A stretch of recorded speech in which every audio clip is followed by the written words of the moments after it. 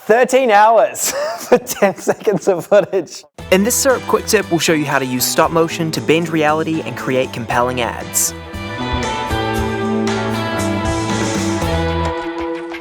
So the end of year holiday sales season is coming up fast, which means it's a crazy busy time for commercial directors. With Black Friday and Cyber Monday coming up soon, the marketing team at Syrp challenged us to come up with a compelling and attention-grabbing ad. We also just launched a stop motion feature on the Genie 2 app, meaning all of our devices are now stop motion capable. We thought this would be the perfect opportunity to test it out, so we're gonna try bend reality and create a compelling stop motion ad. The concept for the shot is to create an endless stop motion loop where we see a videographer use their gear in 3 different setups. While they set it up, the location will paint on around them using stop motion, giving a whimsical feel. We don't have a long studio, so we're going to use repeated shots to give this effect. We'll use a 3-meter long linear movement with the Magic Carpet Pro and a Genie 2 shooting through 2 pillars, which when stitched together will form a loop.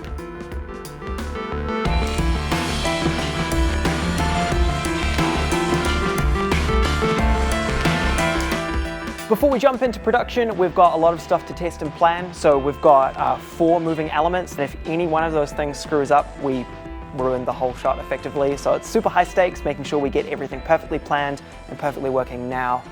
It'll make our lives a lot easier later on. I'm no mural painter, and I don't think you are either, Matt. So we're gonna design all of these in Adobe Illustrator to start with, then we're gonna animate them in After Effects, just using masks to simulate a paint on, and then we're actually gonna project that onto the background, giving us basically just some lines to trace with each frame. That's gonna make the process go as smooth as possible.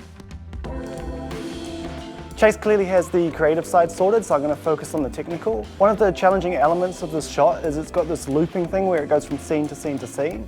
Our studio is obviously not big enough to do this, so we're just going to have the same shot and we're just going to loop it over and over. So we're testing it all in CAD first. We've dropped in the studio, our slider and our camera, just to make sure it all fits and it will all work seamlessly. So to make this shot work, we need a 3-meter linear camera move. Obviously, most sliders are not long enough to do this, so we've used the Magic Carpet Pro as we can extend this together. We've had to use every single segment we've got in the office to make this shot work, but with all that set up, it is perfect for what we need. We've got a few more tests to do today. We've got to get it all sussed, and then it's time to jump into production tomorrow.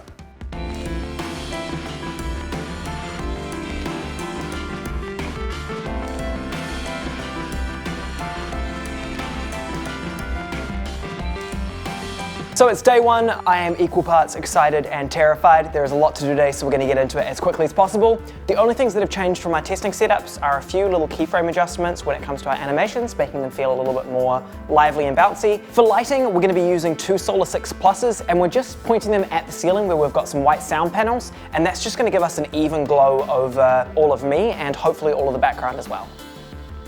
For this stop motion, we're going to be using Dragon Frame. This is an industry standard piece of software, and it has a whole bunch of features that make our job really easy. Dragon Frame and the Genie 2 app do not directly talk to each other, but we're just going to match the settings and they should sync up perfectly. Dragon Frame has a really awesome feature called onion skinning. This lets you see your previous frame as a reference laid over your current frame. As our main camera is moving, this means we can't use it as a reference for onion skinning. So we've added in a second camera, and we're going to use this one as it isolates the movement, and it means we can just look at animation. So it's all on just getting it one take, one go, but hopefully we nail it.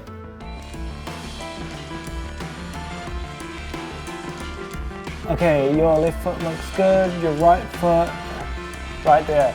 Okay, and lean forward just a tiny bit. 3, 2, 1, capturing.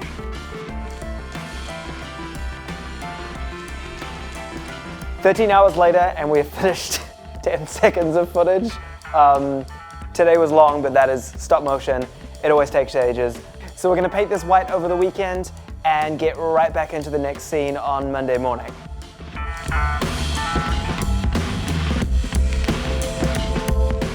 For the last couple of days, we've had a pretty average projector that was lying around the office, but we got a little bit of a hookup from Panasonic and got this bad boy right here, which is possibly just a little bit overkill for what we need, but it packs a punch and it's making our job nice and easy.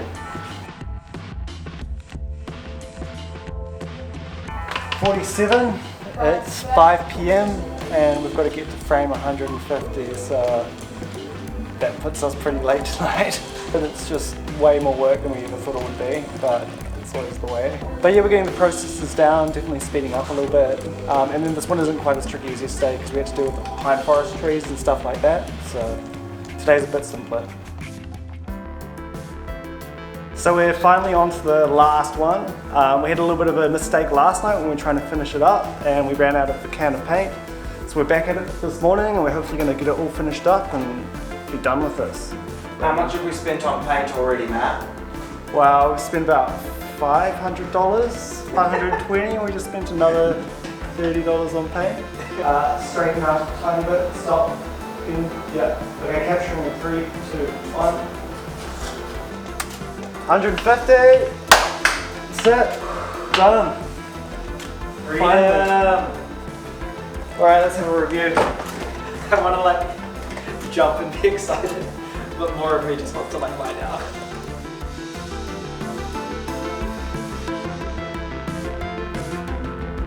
Post-production on this project is actually going to be really simple. Throughout this project, we made sure we took clean plates on any frame we had an object in frame that we wanted to remove. So in the compositor, all we're going to do is we're going to bring in our clean plates and we're going to use these to remove things from frame that we do not want, such as C-stands or anything like that that was holding the camera that we want to get rid of. And that's basically it, project done. The next step for this project is going to be the sound design. It's the Foley and all the sound effects that really bring stop motion to life. Obviously you can't capture any sound when you're doing it, so this is a step where we sort of make everything sound natural and compelling. For all of the base Foley, I'm using splice.com. You can get things like trees rustling or footsteps, anything like that. But for all the custom sounds that are specific to the Syrp products, we're going to do them in here.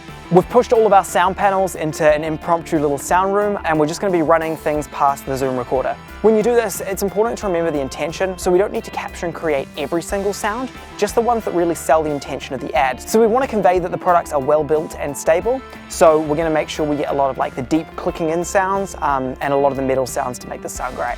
Once we've got all these, we're going to grab some music from our composer and mix them all together using Fairlight in DaVinci.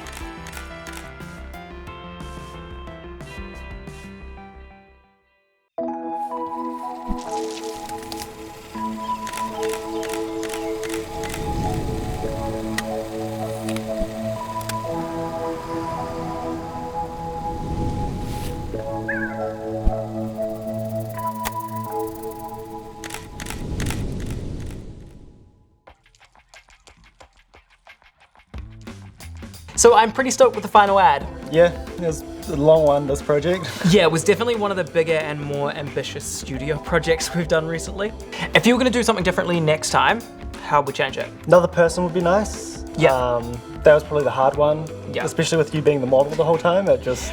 We either needed to scale the like idea down or scale the team up. It was pretty insane to try to get it done with two people. You can never scale the idea down though. No, So. so just scale the team up will be good. So what was the experience like working with stop motion sort of in the real world at real scale? I mean, it's very similar to other times we've done stop motion. Yeah. But obviously the fact that we had you in there instead of an armature, that made it very challenging because with an armature, tend to move. Yeah, you tend to move. You don't just shift the position. So yeah.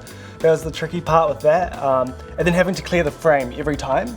Yeah. With a clean plate. Because normally you can just capture the clean plates right at the end, but because the scene changed every time, we had to clean the whole scene out, capture a clean plate.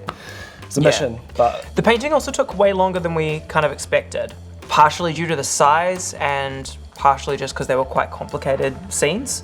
Definitely. So if we could have a team to paint it, or maybe even work out something with projection, it could have been kind of cool. Yeah. Thanks for watching. Hopefully you learned something that you can apply to your next project. Yeah, and if you want to check out more videos like this, you can follow us on YouTube. Do it. Subscribe. Subscribe.